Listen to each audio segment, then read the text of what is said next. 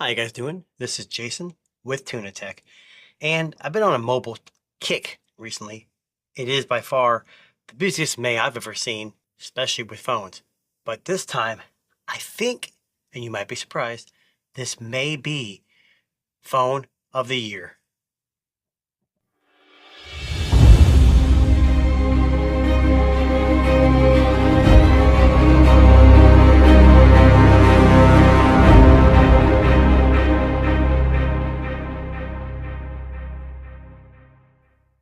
Okay, so my phone of the year is at the end of the year. If you don't know, we have a podcast, me and Darren, another gentleman of my, a co-host of mine on the Tech Disruptors. So it's at Tech Disruptors on YouTube. It's also on all your podcast, iHeartRadio, YouTube Music, Apple Podcasts. We're on all those. Check us out. At the end of the year, we do best of, and usually there's like a best of, best smartphone overall, best budget. But I think for this video, I want to point out something that's very unique. Phones are getting more and more expensive. And in the US, we have tariffs. I know that they go back and forth, on and off, excludes phones, blah, blah, blah. But the fact is, all phones are made in China for the most part. One company, you may have heard, Nothing, they make a lot of budget phones. The 3A and the 3A Pro were just released. I do a video on the 3A Pro, check it out. But they do have another brand called CMF. And this is like their more budget friendlier, I guess you could say. And this is their newest release, the Phone 2 Pro. So if you haven't checked out the Phone 1 from CMF, it blew my mind. For $200 whatever it was, it had everything. It wasn't perfect by any means. No wireless charging, mid cameras, but for everything it packed in, it left little out, and it had a modular system where you could take the back off if it broke and replace it. It had a wallet, it had a lanyard, it had just kickstands, all kinds of stuff. This is the sequel to your Phone 1. The CMF Phone 2 Pro aims to be a compelling budget phone with a focus on camera versatility. That's a first. It's offering a 50 megapixel main sensor with OIS, a dedicated 50 megapixel telephoto lens with 2x optical zoom, and an 8 megapixel ultrawide lens. Now, it might seem like, oh, the 8 megapixel ultrawide, they kind of cheaped out on it, but it's a budget phone. This thing starts at like $259 or $279, and it only comes in a couple of different varieties, color-wise, but RAM and storage is what I meant. It has a flexible AMOLED display, is bright, and offers a 120 hertz rate. It's powered by the MediaTek Dimensity 7300 Pro. Last year was 7300. The Pro is just kind of like an overclocked version. Definitely not a powerful phone at all. Definitely on par with last year, maybe a little better. Not as good as the 3A Pro that has the Snapdragon. But when I had the one, I was surprised what it could do with the little it had. It still has a modular system, but it has changed a little bit. The back is not removable anymore. So it still has screws, and you can add things to it. I live here in the US, and the only way you can get this is through their beta program, and none of the accessories are available here in the US. And online, UK, there are still, a lot of them are still on hold. But with a modular design, it does come with like interchangeable accessories like camera lenses. So you could add like a back plate and add little tiny lenses. That's what I'm interested in. Nothing, CMF, if you're listening, send me some. I'd love to put them through its paces, but unfortunately, they're not available here in the US, and on the UK site, they're still not available. It runs on Nothing 3.2, Android 15, just like the Nothing phones, and it's definitely a top performer in its class. Budget phones always have to make sacrifices, but this year they listened to their consumers and they changed a few things. So here's what we got. We know 6.7-inch AMOLED display, full HD plus, 120 hertz, 3000 nits peak brightness. We know about the processor, 8 gigs of RAM, but it can come in 128 or 256. And I believe in the US here, we can only have one option, which is the 256. Yeah, 8 gig, 256. But either way, it is what it is. We talked about the cameras already, and it does do 4K at 30 frames per second, so not 60. The front camera is a 16 megapixel camera. It's got a 5,000 milliamp hour battery with 33 watt fast charging, which is definitely not bad. No wireless charging. Wah wah.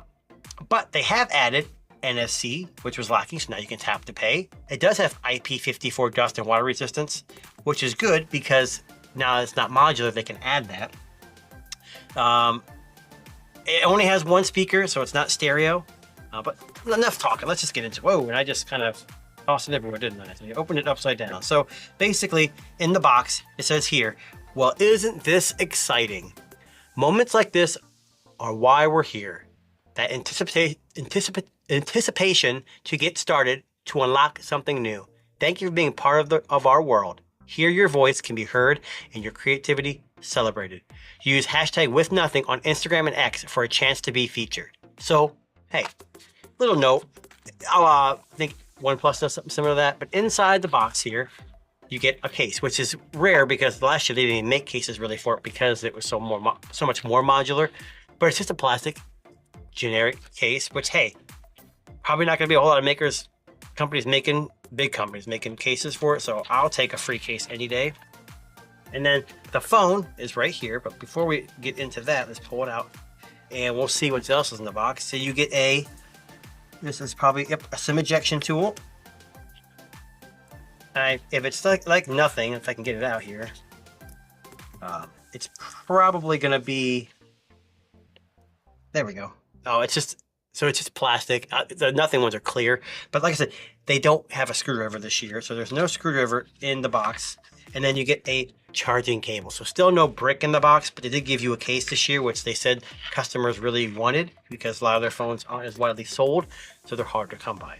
So this is the phone. Now it comes in a few colors, but this is the one, it's like a green, I want to say green, black, and orange.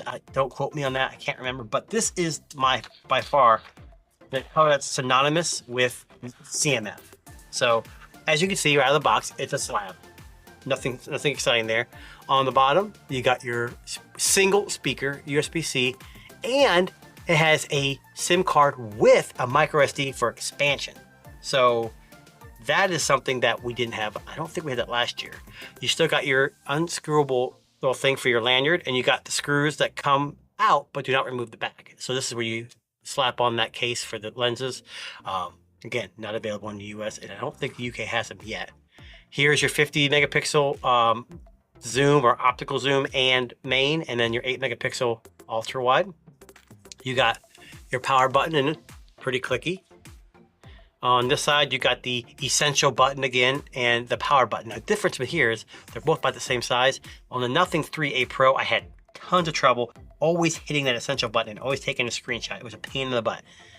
Even though it's slightly smoother, I don't know if I'm probably gonna have the same problem, especially since they're both almost the same size.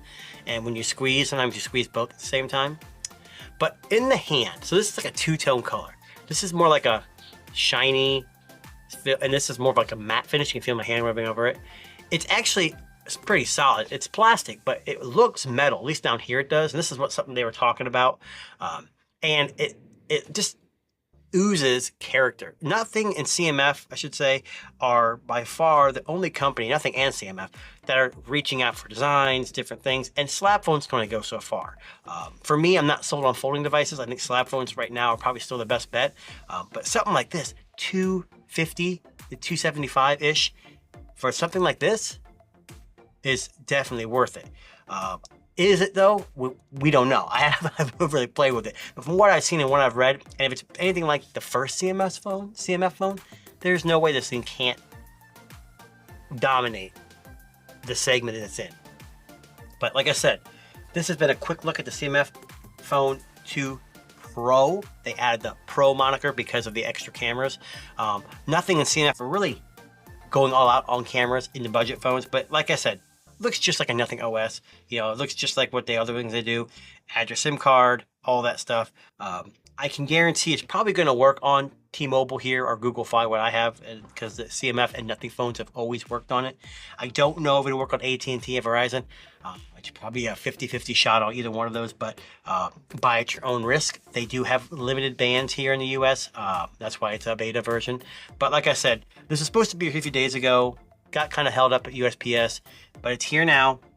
And if you want more information or you want me to test out some of the cameras or compare it to anything, let me know. This has been Jason with TunaTech, and this is the CMF Phone 2 Pro. Thanks for watching. Peace.